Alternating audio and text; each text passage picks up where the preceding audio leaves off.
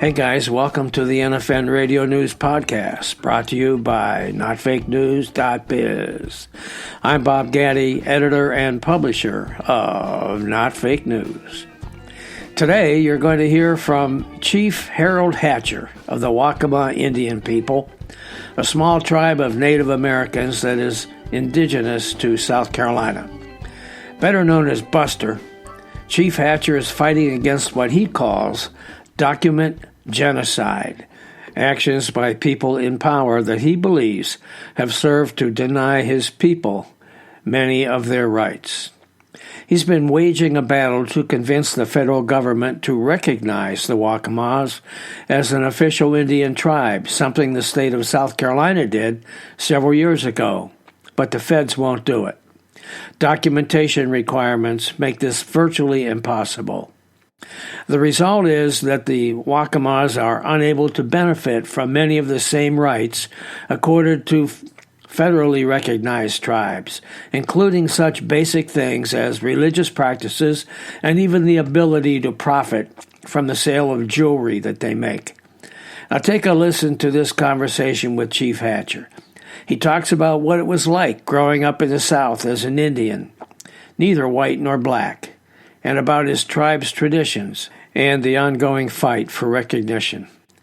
Take a listen to Fighting Against Genocide from NotFakeNews.biz.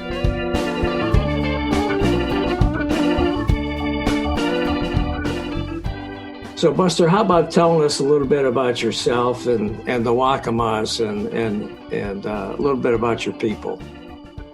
I grew up in the area of segregation where we had the black and white schools, black and white restaurants, and black folks sat in one place and white folks sat in another, that sort of stuff. But they didn't know exactly how to treat the Indian people because we weren't quite black enough to fit into black communities and weren't quite white enough to fit into white communities.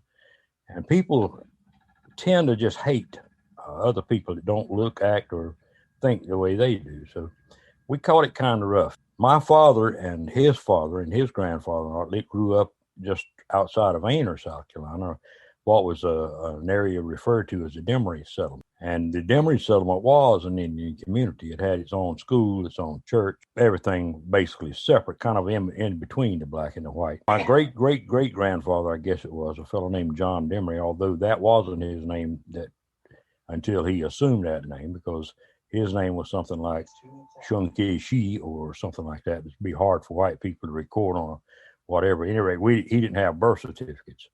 Indians didn't have birth certificates until after European courthouses and such popped up over here. But he purchased a parcel of land there that became the Demery settlement. Indians tend to gather with the other Indians because that's where they felt at home. Plus, there were laws that prevented them from not doing that. A law called miscegenation that barred them from marrying outside of their race and black people from marrying outside of their race, and etc.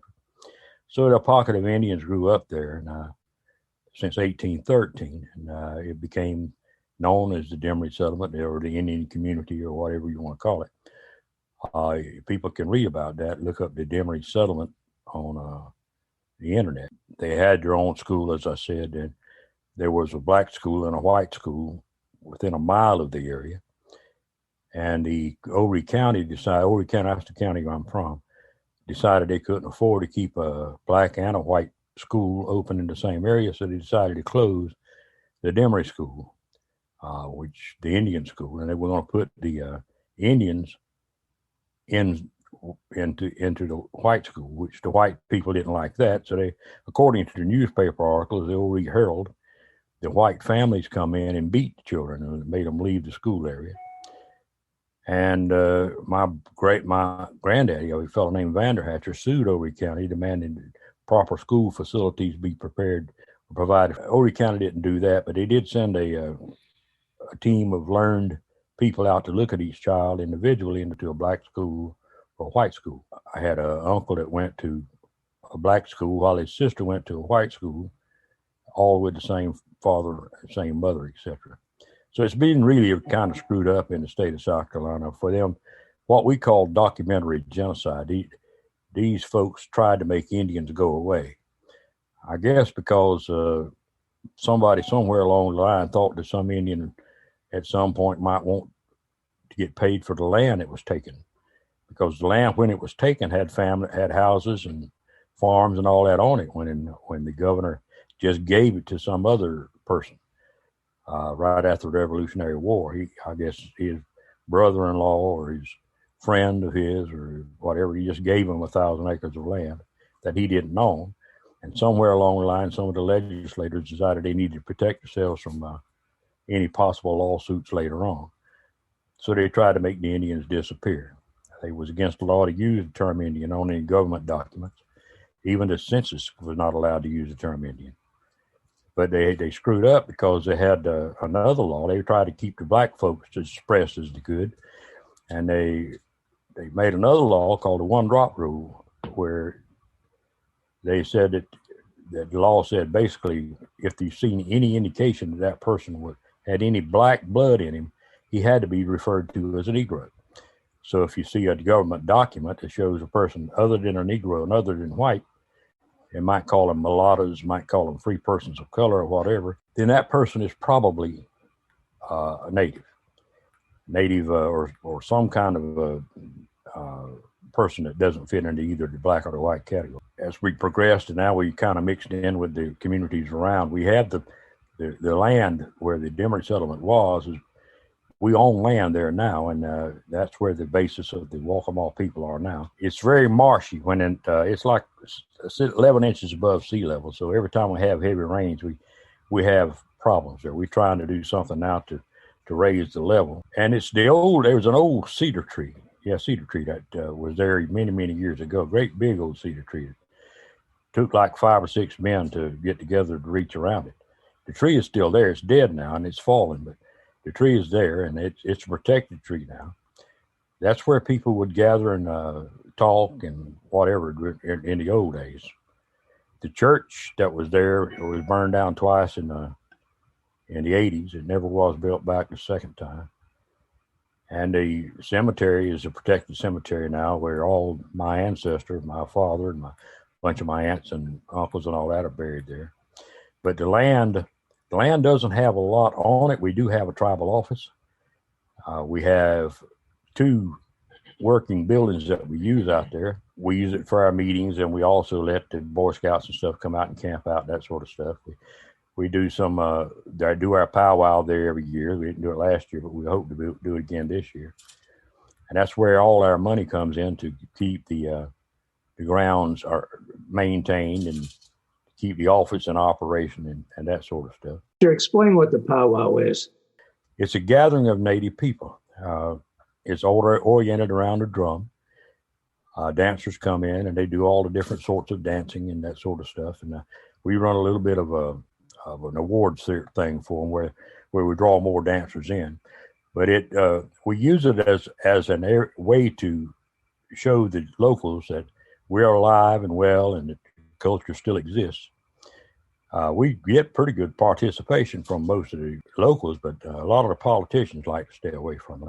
I guess we're still too political, too hot of an area to handle or something. Well, I've been there and I've seen you do a little of that dancing. Yeah, I'm not much of a dancer. Now, tell me this, Chief Hatcher. Are the Waccamaw Indian people considered an official Indian tribe? Well, yes and no. In South Carolina, we are. The state has acknowledged us as being the remnants of the Waccamaw for several different reasons. But at any rate, we are and were the first tribe ever recognized in the state of South Carolina.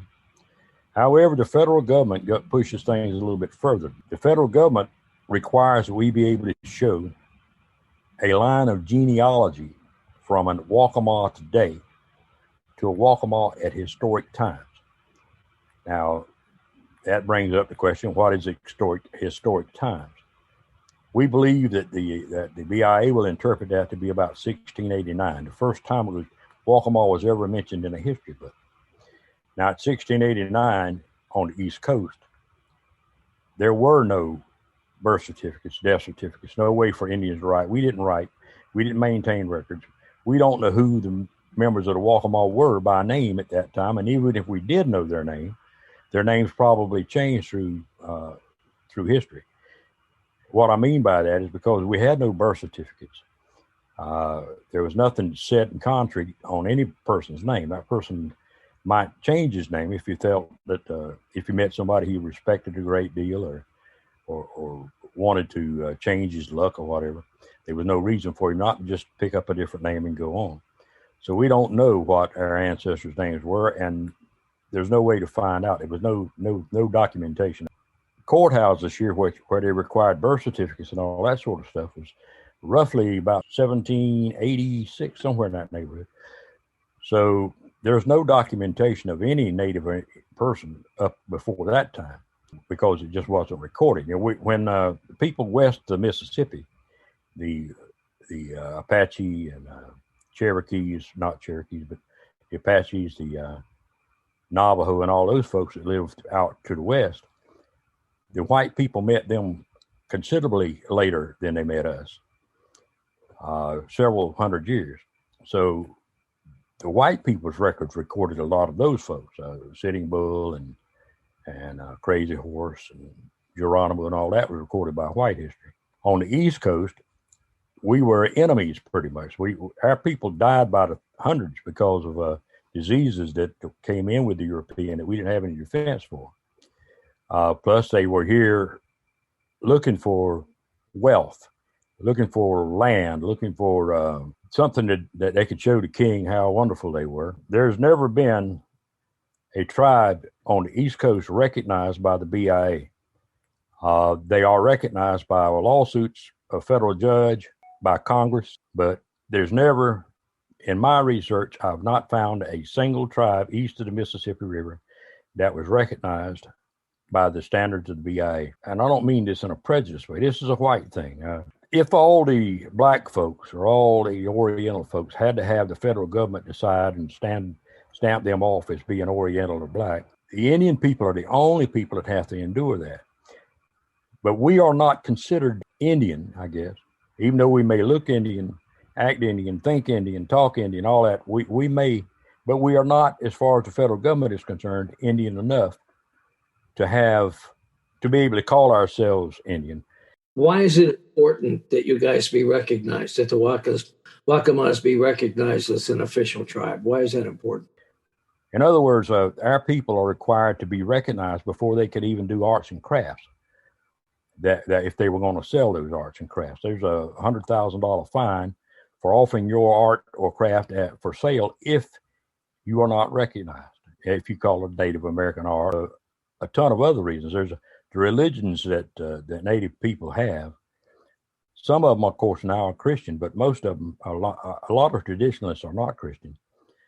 They believe that God is in everything and that we honored the birds of prey. One thing we do when our people die, when our elders and our children or whatever die, we put an eagle's feather in the casket because the eagle feather has been to God one time. And if you put the molded feather of an eagle in the casket, then it will lead the spirit back to God. We're not allowed to do that unless we're federal Indians. Now, I don't know how somebody decided that religion had to be tied to a race or, I could be a Muslim for that matter. I have the right to be a Muslim. I just don't have the right to be of traditional Native American faith. But as I said, the BIA has not recognized anyone that I know of on the East Coast without having a congressman or senator or a federal lawsuit involved. Once they are recognized, once they become an official federally recognized tribe, then they become separate from the state that houses them. So if the state has a ban for gambling, it would not necessarily apply to the federal tribe because their land is not the state's land. It's more like a separate country. So they can open up a casino. There's a lot of ways that the states try to control that. For example, they will not allow gambling equipment go into the tribe to come up on state roads. They might even not maintain the state roads. When they're on this federal reservation, they can sell cigarettes tax-free. They can sell gasoline tax-free. And there's quite a bit of money that may be made from that too. When you become federal and you lose a lot of the benefits that the state normally provided. For example, right now our kids go to state schools, but the state won't be obliged to educate our kids if we became federal. So we might end up having to pay an additional fee to the state in order to get our kids in school. Well, let's flip that around, because my goal is not necessarily to be federal, but my goal is to have freedom of religion, to have my people be able to market their crafts and such as native crafts, to be free of all the restrictions we face now. If the government would just drop all that, it would be no need for me to be federal. But because they're not going to drop that, the only way I can achieve those things is to become federal. So the goal is not necessarily the federal recognition, but the freedom of my people and the just treatment of my people. In my opinion, it's something we shouldn't have to do. I have a Bronze Star, a Vietnamese Cross of Gallantry, and a Purple Heart from my injuries I received in combat in Vietnam. And to tell me that I can't bury my mother the way that my religious beliefs tell me to do it, something wrong with that, especially when the Bill of Rights guarantees me the right to worship as I choose. So I've got to fight some kind of war in order to have political freedom of religion. It's not going to fall on me. I've got to dance to whatever music the federal government gives me to dance to. We spent pretty much well over $600,000 just researching, trying to meet the standards in the 25 CFR 83.7, which is the rule that governs Native people recognition.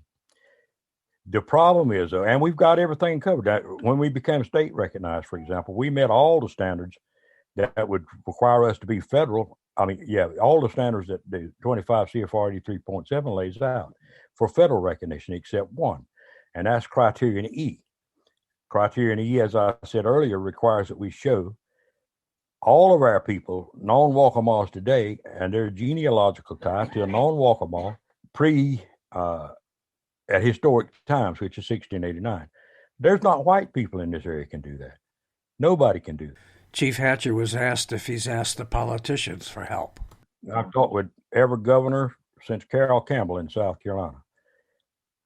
I've talked with all the congressmen, Henry Brown, Clyburn, all of them, as many as I could get to. I've done it now for over 30 years talking to all these people. But I'm going to tell you something about Congress. Then none of them give a damn about me. If it don't burn them or the majority of their people, they don't really give a crap. That's the truth. Now, Tom Rice, I like Tom Rice. Tom Rice is our congressman now, 7th District. He's a friend of mine. I call him, got his cell phone number, call him whenever I want to. And he's introduced a bill to recognize us. But when that bill goes in, that don't mean you're going to be recognized. That just means that a bill's going to be there. People are going to debate about it.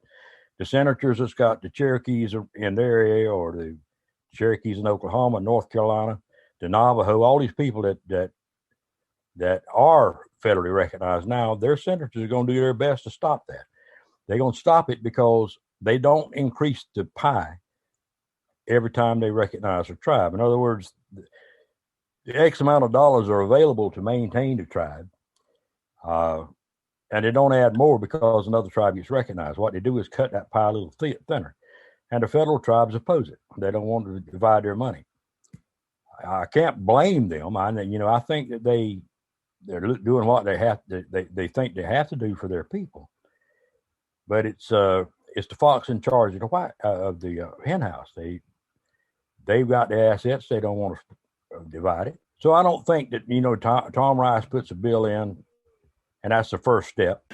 Well, we asked Congressman Rice what the outlook is for his bill to help the Waccamaws get federal recognition. We'll be right back with his response after this message.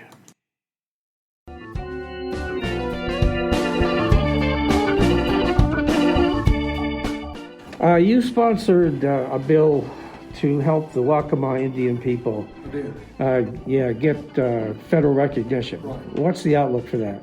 Bleak. Bleak. What has to happen? It has to pass as a law, and that has happened only a handful of times in the last 40 years. And other tribes don't want it because then they have to further divide the benefits that they get. And so it's very difficult to get existing tribes to support the inclusion of new tribes. So while the outlook for the Waccamaw bill sponsored by Congressman Rice may be bleak, as the congressman says, there is another option, according to Hatcher. And that's a land lawsuit. If I was to sue the state of South Carolina to return all the land that my people ever lived on, then all the houses and all the value of the land is worthless, because that everybody, the people that bought the land from the people that took the land, all those people become possible to lose everything they've got. So that would go to a court. It takes a while, and we'd have to have a bunch of money to hire attorneys, and the government has to pay a bunch of attorneys, and they all go to a federal court to decide whether or not we get the land back. But the people that, during all that time when all this was going on and being researched and such, they couldn't sell their house for anything. It wouldn't be worth anything. So they're going to get on top of their congressmen and their senators and say, these damned old Indians need to go away or something. We need some relief for this. And so the congressmen and the senators would probably offer us federal recognition if we dropped a lawsuit. And that might happen. The only problem, I have an adversity to doing that, because I think I'd be hurting people that are not guilty. If I could make the governor that did all the land grants and all that, or the people that took the land, bought the land under adverse conditions, that kind of stuff, if I could make them pay it, I would. But it won't be them paying it, because now they will pass it down to the taxpayer, and the taxpayer will be the one bearing the burden of returning that land. It won't be the people that actually took it, if you follow what I'm saying. Well, it's the first time we ever had a bill introduced. But it's not the first time we've asked for it. Indians only make up about 0.5% of the voting public. So the congressman is not going to be too concerned about what he says to us and does to us. Congressman Rice, for example, I'm sure he put that bill in to keep me off his butt. Not because he expected us to be recognized. Not because maybe he doesn't want us recognized. He doesn't have a dog in the race, but he just tired of me jumping his case, so he'd go ahead and do the bill. Chief Hatcher was asked if his end game is to make it possible for the Waccamaws to operate a gambling casino in South Carolina so they can make money from that. Is that what this is all about, he was asked? It's not that we need or want a gambling casino, but it's that I don't want to sign off on anything that would make my people secondhand citizens again. For example, if Donald Trump can do it and you could do it, then why couldn't an Indian do it? It just don't make sense. The thing is, if Bob could say and prove by history that the whole of South Carolina belonged to him at one time, and now he can't even hunt in that land, and he was never compensated for it, I think it would make a difference. I'm not going to sign off. Everybody in this country should have the same rights. I don't think that Indians should have more rights than anybody else, but I think we should have the same rights as anybody else. And I don't think that I should have to compromise anything for my future or my people's future to have certain rights that everybody else has got today. So that would not be acceptable to me to sign off on we won't ever do anything, because I don't know what the future holds, and I don't want to condemn my people to have to live with something I said. Another benefit that Chief Hatcher was asked about was whether the Waccamaws would like to be able to operate a tax-free cigarette store like many tribes are able to do. I can understand if I owned a cigarette shop right outside of the reservation and I have to charge people $10 more per carton of cigarettes than they would get on the reservation.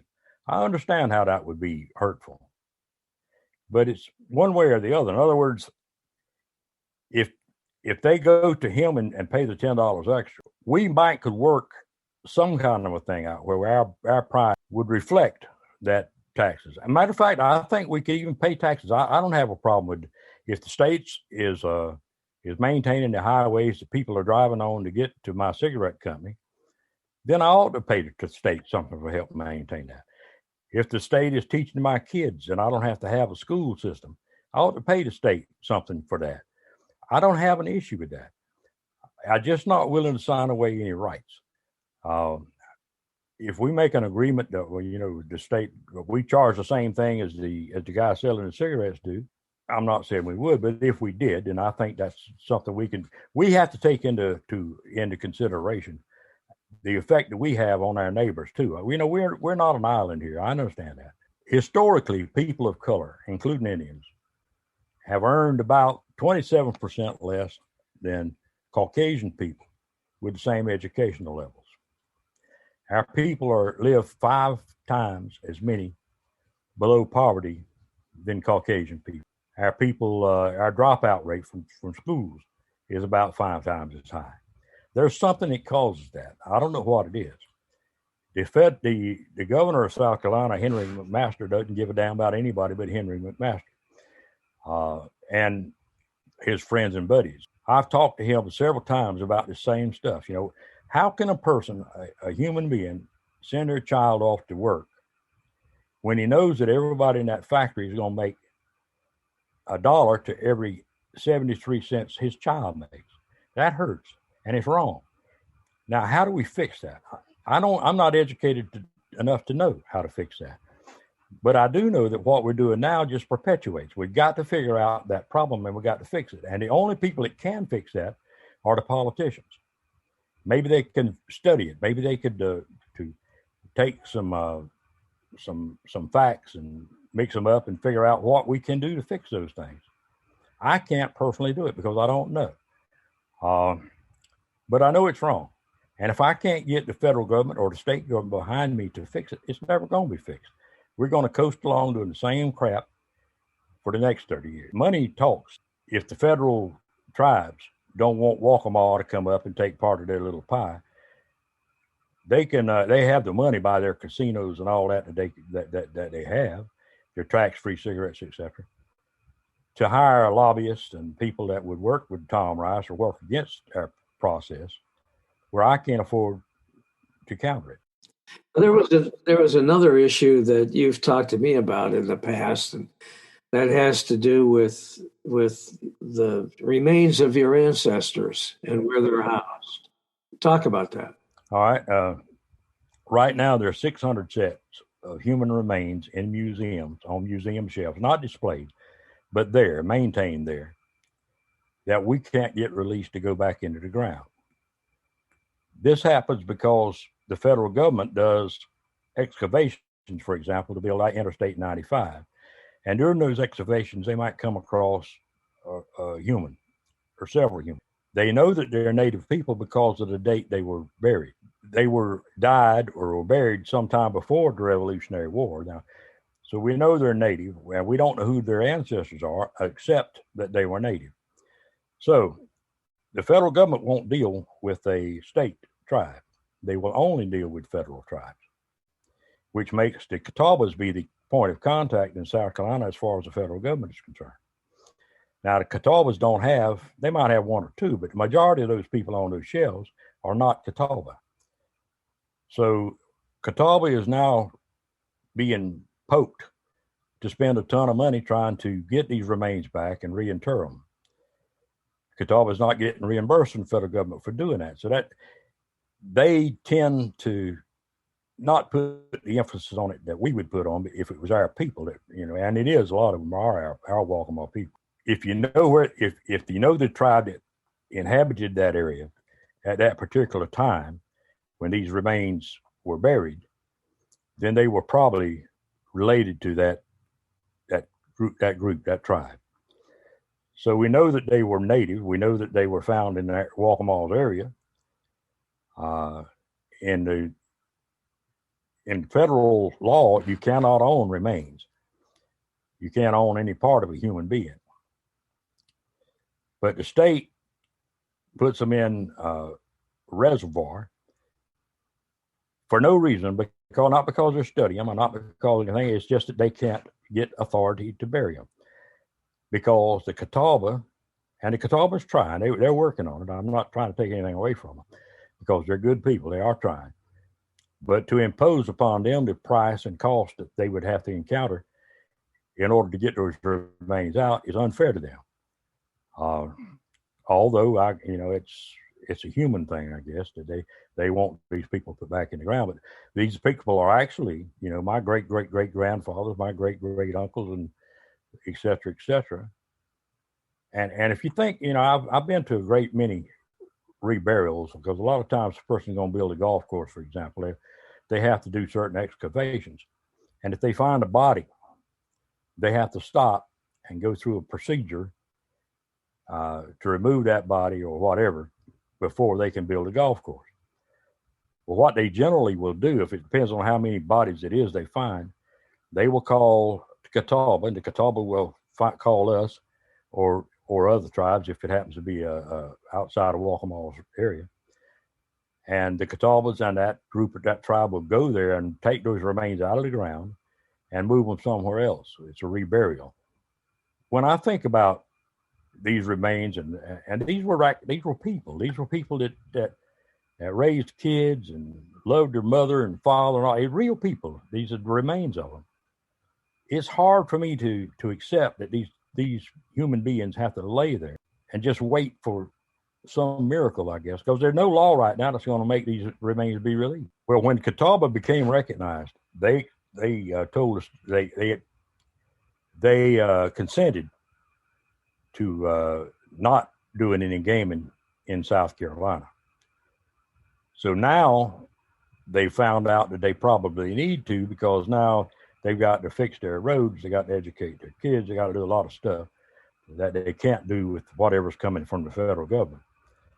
So now they have made an agreement with the state of North Carolina. They're going to open a casino in North Carolina to fund themselves for repairing their houses and all that they're responsible to do now and have no money to do. So yeah, they're going to do a casino. They haven't done it yet, but it won't be in South Carolina. Occasionally, but it's in Virginia, I think 2 or 3 years ago, Congress recognized 3 different tribes in Virginia. BIA didn't recognize any of them until Congress told them to. So it does happen. Tom Rice is a junior representative. His hammer's not quite as big as Clyburn's hammer. Clyburn probably could swing it if he wanted to get it out of Congress. Now, how he would get it out of the Senate, I don't know. Graham is probably one of the most powerful senators we've got, but Graham and Tim Scott, both, in my opinion, are a waste of human beings. So, it depends on what that senator wants. If he wants everybody to bow down and call him Sahib, and everybody bows down and call him Sahib, then he might do what they want. But it's not about being fair. The oath that they take, that they will protect and defend the Constitution of this country, would include Indians, but they don't give a damn about that. They take that oath, and it means absolutely nothing to them. Like Graham, for example, during this impeachment thing, the first impeachment thing, he stood there and raised his hand to Almighty God and said, "I'm going to be a fair and unbiased jurist."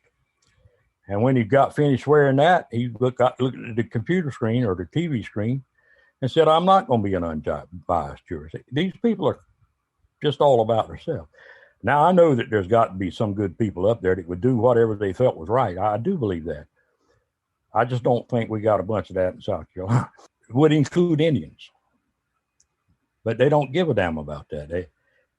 They take that oath, and it means absolutely nothing to them. Like Graham, for example, during this impeachment thing, the first impeachment thing, he stood there and raised his hand to Almighty God and said, "I'm going to be a fair and unbiased jurist." And when he got finished swearing that, he looked at the computer screen or the TV screen and said, "I'm not going to be an unbiased jurist." These people are just all about themselves. Now, I know that there's got to be some good people up there that would do whatever they felt was right. I do believe that. I just don't think we got a bunch of that in South Carolina. Chief Hatcher was asked if he thought the election of Joe Biden would make a difference in their battle for federal recognition. I have talked with, I met Joe Biden. I don't know. And he told me that because I had written Obama 25 or 26 times, somewhere in that neighborhood. I never got an answer from him. And it would be the one man you would think would have an answer for a lot of the issues I was talking about. But he never did answer to any letters. And I took all copy of all those letters that I had written to Obama. And I went to Joe Biden. I met him in Aner. He was there for the stump speech. For you guys that don't know, are not from South Carolina, Aner is a little tiny town in the rural part of South Carolina. And there is an event called the Stump, which is a political rally sponsored by the Democrats. And they bring in politicians and they make speeches and so on and so forth. So that's what the chief's talking about here. I had a talk for about 5 minutes there with Joe Biden. I gave him the copies of the letters. And I said, Mr. Vice President, Indians are people too. And he said, you damn right you are. And he started telling me all the things he had done for Indians. I said, well, your definition of Indian and mine is two different things. I said, we're kind of stuck between a rock and a hard spot here until the federal government decides that we're Indian. As far as you're concerned, we're not. We're nothing. We're nobody's. And I said, I wrote to President Obama these many times and never got an answer. And I gave him the letter. She said, you'll hear from me, but I haven't heard from him. So I don't know if I will. I hope so. Jamie Harrison is now the chairman of the National Democratic Committee, or whatever you call that. And he's a decent friend of mine. So I'm pressing him, and I'm trying to press Clyburn to get Joe Biden to sit back and at least listen to some of the things we have to say.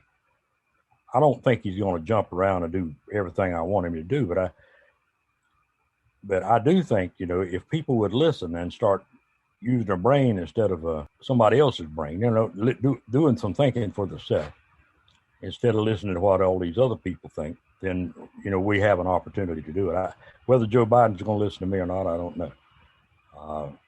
But like I told Tom Rice before he put this bill in, I said, y'all going to push me into a damn lawsuit, and that's not something you're going to want, because there's a lot of people who'll be mad at you if I go that route. It's an ace in the hole, and it's not something I want to do, but it's something I could do.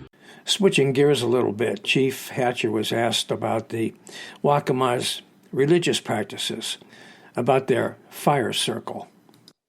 Okay, we don't have a church service every week. We do every solstice. We have a fire circle. We orient around the fire. Fire has all the traits of a living thing. It grows, it dies, it reproduces, it protects itself. It has to eat to live. So, at any rate, in the old days, it was considered to be something like a living entity. And of course, it was hard to make a fire if the fire died out. It was, in those days, you might be cold for a while. So they kept a person around that would keep the fire going. That was a person that used to be called a powwow, but now he's called a firekeeper. And people would come around that guy to get his opinion on stuff, because everybody talked to him. Everybody went to see him. He knew everybody, and he had to be a kind of a person they could respect. So he kept the fire burning 24/7. We don't do that now, but we take the ashes of the fire, the existing fire, and we keep it until the next fire is started. And then we mix those ashes again. So the ashes are perpetual, even though the fire is renewed at each ceremony we do. Those ashes go back thousands of years. And we take the old ashes and we mix it with the new ashes. And all of those ashes, everybody that's ever been to the fire in those thousands of years before, they have influence on the new fire. If you go to the fire, for example, and you offer a piece of wood or a piece of tobacco or whatever it is you offer, you become part of that brotherhood of that fire. And you join all the other people that's ever been to that fire and all the other people that will ever go to that fire. So it perpetuates the expansion of not only the fire, but the brotherhood. It's not going to heal anybody, and it's that sort of thing, but it does help people that concentrate on it to bear a burden that they have. Or at any rate, we go to the fire and we make the offerings to all of the different directions, 7 different directions. And then we put that piece of wood or tobacco, whatever it is we're offering, on that fire. And as we say those prayers, the smoke takes the prayers towards heaven, or wherever you want to call it. When it gets to a certain point, the birds of prey will pick it up and take it on to Waccamaw, the things we don't understand. And when Waccamaw answers a prayer, puts it on the back of a bird of prey who delivers it back to the earth, and feathers molted, that's an answer to somebody's prayer. We use that to fan the next prayer and to lead the spirits to heaven. But the fire is not that we worship the fire, it's a place, it's a way we worship the Creator, through the fire. Is there a way that non-Indians can come and participate in this? All right, we have no racial designation. Anybody can be part of it. So I could come sometime. Absolutely. Yeah, you'd be welcome anytime, Bob. Thank you, Chief Hatcher, for sharing all of this information with us. It was fascinating. We're going to take a little break, but I'll be right back with some final thoughts. So don't go away.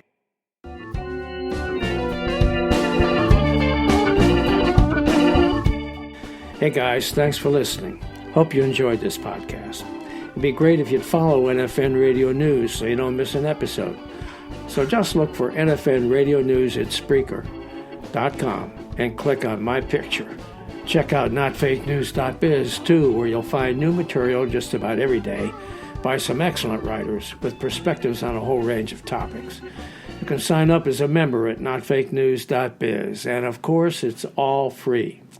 Also, let your friends know about this podcast and about notfakenews.biz. Our goal is to be informative and entertaining as we comment on the latest developments in the news, with just a little lean to the left.